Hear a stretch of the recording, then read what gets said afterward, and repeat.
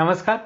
आज आपण गुगल फॉर्मला नाव देणे व गुगल फॉर्म सेव्ह करणे या घटकाची माहिती अभ्यासणार आहोत. गुगल फॉर्म तुम्ही ओपन करायचा पाठीमागच्या व्हिडिओमध्ये शिकलात. गुगल फॉर्म तुम्ही तयार केल्यानंतरही तुम्हाला आता गुगल फॉर्म आपला शोधता येतोय, कुठं आहे तो ओपन करून पाहता येतो. ह्या दोन गोष्टी आपण शिकल्यानंतर पुढची गोष्ट आपल्याला करता येणं गरजेचं आहे, ते म्हणजे गुगल फॉर्मला नाव देणे. कारण तो फॉर्म आपल्याला शोधण्यासाठी त्याला नाव असलं पाहिजे. ते नाव दिलं तर तुम्ही आहे तोच फॉर्म ओपन करू शकाल आणि ते सेव्ह देखील करता आलं पाहिजे. म्हणून आज आपण फक्त फॉर्मला नाव देणे आणि तो सेव्ह कसा करायचा याविषयीची माहिती पाहणार आहोत. हे देखील आपण सर्व घटक लॅपटॉप आणि मोबाईल ह्या दोन्हीही गोष्टींवरती मी करून दाखवणार आहे. सुरुवातीला लॅपटॉपवरती पाहूयात, नंतर मोबाईलवरती पाहूयात. त्यानंतर तयार झालेला फॉर्म सेव्ह देखील करायचा आहे, नाव देखील द्यायचं आणि सेव्ह देखील करायचं आहे. या दोन गोष्टी महत्त्वाच्या आहेत. या संदर्भात असणारे सगळे प्रश्न तुम्हाला ह्या व्हिडिओमधून समजणार आहेत. चला तर मग आपण जाऊयात डेस्कटॉपवरती आणि समजून घेऊयात. पाठीमागच्या व्हिडिओमध्ये आपण हा फॉर्म तयार केला होता, यामध्ये कुठलीही माहिती भरलेली नव्हती. आता आपण फॉर्मची माहिती भरणार आहोत. आज आपल्याला फॉर्मला नाव देणं, ह्या ठिकाणी आपल्याला नाव द्यावं लागणार आहे आणि हा फॉर्म सेव्ह करायचा, अशा दोन गोष्टींचा अभ्यास करणार आहोत. आता फॉर्मला नाव देताना, कारण अनेक फॉर्म जर बनवले तर तुम्हाला ड्राईव्हमध्ये तो शोधावा लागेल. तोच फॉर्म आहे तो आपल्याला समजला पाहिजे, त्यासाठी त्याला नाव देणं गरजेचं आहे. हे नाव देण्यासाठी ह्या ठिकाणी सुरुवातीला तुम्ही कशाच्या संदर्भात ते तयार करतायत ते फिक्स करा, म्हणजे तुम्हाला त्याचं नाव देता येईल. मी इथं सायकोलॉजी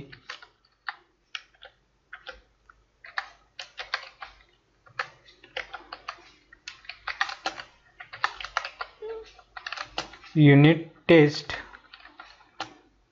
फर्स्ट ची क्वेश्चन पेपर तुम्हाला तयार करून दाखवणार आहे, म्हणून मी ह्या फॉर्मलाच नाव दिलेलं आहे psychology unit taste.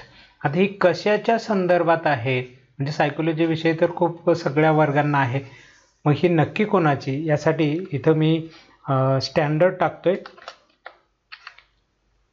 Standard suppose 11चे मला तयार करायचे आहे, 11 क्लाससाठी, तर मी इथं डिस्क्रिप्शनमध्ये खाली टाकतोय स्टँडर्ड 11 आणि थोडंसं अंतर सोडून पुढं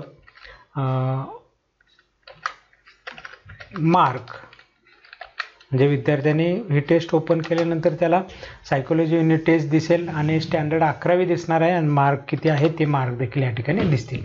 अशा पद्धतीने मी ह्या फॉर्मला ह्या ठिकाणी नाव दिलेलं आहे. आता हे नाव फॉर्मला आलं, परंतु बाहेर जेव्हा आपण गुगल ड्राईव्हमध्ये फॉर्म शोधू तिथं हे नाव अजून आलेलं नाही.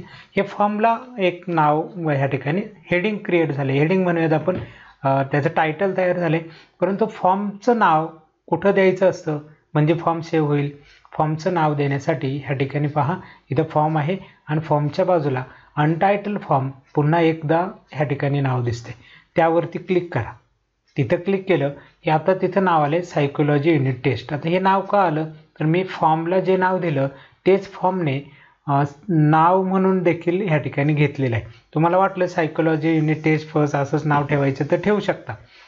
जर एखाद्याला वाटलं की नाही मला इथं सायकोलॉजी पेपर फर्स्ट असं करायचं आहे, किंवा तुमच्या पद्धतीने बाहेर शोधण्यासाठी ड्राईव्हवरती हे जे नाव आहे तुम्हाला ते ड्राईव्हवरती पाहायला मिळणार आहे आणि हे नाव जे आहे ते ड्राईव्हवरती तुम्ही इथून फॉर्म ओपन केल्यावरती फॉर्मचं हेडिंग असणार आहे. हे हेडिंग आहे आणि हे फॉर्मचं नाव आहे. तुम्हाला दोन्हीही नावं आत्ताच मी ह्या ठिकाणी शिकवतोय.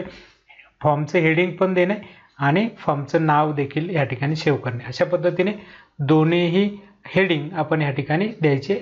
ॲज इट इज सेम ठेवलं तरी चालेल, मला समजण्यासाठी मला असंच हवं आहे, तर मी इथं कुठलीही चेंजेस करणार नाही.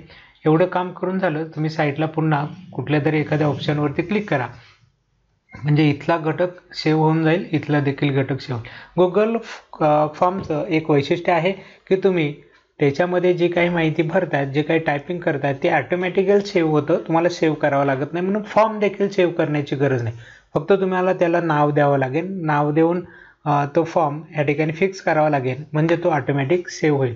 आता मी हा फॉर्म ह्या ठिकाणी नाव टाकून तयार केलेला आहे. हा फॉर्म सेव्ह होतो का याची जर आपल्याला माहिती पाहिजे असेल तर इथं हा जो फॉर्म तयार आहे तो मी क्लोज करतोय. ओके, क्लोज केला. मी माझ्या गुगल ड्राईव्हमध्ये गेलो आणि गुगल ड्राईव्हमध्ये जाऊन पुन्हा रिफ्रेश करून घेऊयात एकदा. रिफ्रेश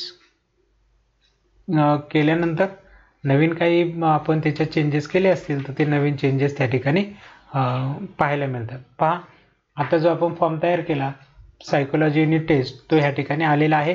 हे रिसेंट क्विक ॲक्सेसमध्ये आहे. या ठिकाणावरून तुम्हाला ओपन करता येईल. पण मुळात हा फॉर्म सेव्ह कुठं आहे, खाली शोधावं लागेल आपल्याला. ह्याच्यात शोधावं लागतं. शक्यतो हा शेवटी तयार होत असतो, परंतु अल्फाबेटिकली त्याने ऑर्डर घेतलेली आहे आणि इथं हा फॉर्म आलेला आहे सायकोलॉजी युनिट टेस्ट. मेन त्याचं ठिकाण इथं आहे. तुम्हाला डायरेक्ट लवकर ओपन करता यावं म्हणून तो क्विक ॲक्सेसमध्ये जे आत्ताचे रिसेंट ओपन केलेले घटक आहेत ते या ठिकाणी दिसतात. इथूनही तुम्ही तो ओपन करू शकाल. तर अशा पद्धतीनं गुगल फॉर्मला नाव द्यायचं असतं. ह्या ठिकाणी तुम्ही हेडिंग द्या आणि इथं नाव द्या. हे दोन महत्त्वाचे घटक आपण ह्या ठिकाणी आज शिकलेलं.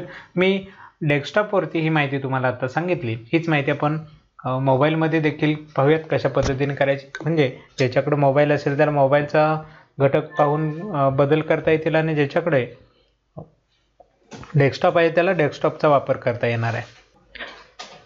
गुगल ड्राईव्ह जिथं असेल तिथं गुगल ड्राईव्ह आपल्याला ओपन करायचं आहे. गुगल ड्राईव्ह ओपन झाल्यानंतर गुगल ड्राईव्हमध्ये आपण ज्या नावाने फॉर्म तयार केला असेल तो फॉर्म ह्या ठिकाणी शोधायचा आणि तो ओपन करायचा. सायकोलॉजी युनिट टेस्ट नावाने आपण आत्ताच डेस्कटॉपवरती तयार केलेला होता, त्यामुळे हा फॉर्म तुम्हाला मोबाईलमध्ये लगेच या ठिकाणी पाहायला मिळू शकतो. तो फॉर्म तिथून कॉपी करून तुमच्या मोबाईलमध्ये घेण्याची गरज नाही. गुगल ड्राईव्ह तुम्ही कुठेही ओपन करा, हा फॉर्म जसाच्या तसा तुम्हाला तिथं पाहायला मिळेल. तुमच्या घरी असणाऱ्या कॉम्प्युटरमध्ये पाहायला मिळेल. शाळा कॉलेजमध्ये गेलात त्या ठिकाणी गुगल ड्राईव्ह ओपन करून पाहिलं तर तिथेही पाहायला मिळेल. मोबाईलमध्ये जर तुम्ही गुगल ड्राईव्ह ओपन करून पाहिलं तिथेही पाहायला मिळेल. सगळीकडे एकाच वेळी ॲक्सेस तुम्हाला ह्या फॉर्मचा मिळतो. मी आता ओपन करतोय. इथं जर अनटायटलमध्ये असता तर तुम्ही अशा पद्धतीनं फॉर्म ओपन करायचा होता. फॉर्म ओपन केला की त्याचं हेडिंग देण्यासाठी ह्या ठिकाणी हे जे सायकोलॉजी युनिट टेस्ट नाव आहे याच्यावरती फक्त एकदा टच करायचं आहे. टच केलं की तुम्हाला इथं एडिटिंगचं काम करण्यासाठी ऑप्शन सुरू होतो. इथं पाहिजे ते नाव तुम्ही टाईप करू शकता. स्टँडर्ड वगैरे किंवा मार्क वगैरे ही माहिती मी मगाशी भरलेली आहे. अशीच माहिती तुम्ही त्या ठिकाणी भरू शकाल. आणि दुसरं, इथून आपण फॉर्मचं हेडिंग दिलं, परंतु गुगल ड्राईव्हमध्ये सेव्ह करण्यासाठी नाव जे फॉर्मला देणं गरजेचं ते नाव कुठून देणार, तर त्यासाठी ह्या ठिकाणी ऑप्शन आहे पहा सायकोलॉजी युनिट टेस्ट. ह्याच्यावरती क्लिक केलं की तुम्हाला इथं फॉर्मचं नाव देता येईल. ठीक आहे, ड्राईव्हमध्ये सेव्ह करण्यासाठी हे नाव आहे आणि फॉर्म जेव्हा विद्यार्थ्यांना दिसेल तेव्हा त्यांना ह्या नावाने दिसेल. आपल्या ड्राईव्हमधलं हे नाव आहे म्हणजे फॉर्मचं नाव झालं आणि हे फॉर्मचं हेडिंग झालं.